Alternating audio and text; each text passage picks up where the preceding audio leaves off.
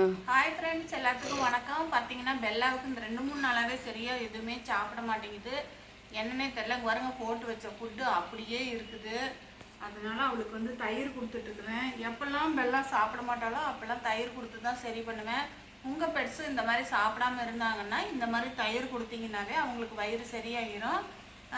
இந்த டிப்ஸை வந்து எல்லாருமே ஃபாலோ பண்ணுங்கள். பெட்ஸ் வச்சுருக்கிறவங்க எல்லாமே வந்து ஃபாலோ பண்ணுங்கள். நான் வந்து பெல்லாவுக்கு இப்போ 2-3 நாளாக சரியாக சாப்பிடாததுனால தயிர் தான் கொடுத்துட்ருக்குறேன் ஃப்ரெண்ட்ஸ். இதை சொல்கிறதுக்காக தான் இந்த வீடியோ.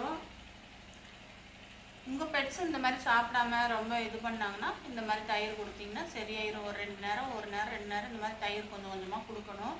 கொடுத்தா காலையிலேருந்து அது எதுவுமே சாப்பிடல. அப்புறம் ரொம்ப பாவமாக இருக்குது. அதனால தான் கொடுத்துட்ருக்குறேன். வேற ஒன்றும் இல்லை ஃப்ரெண்ட்ஸ்.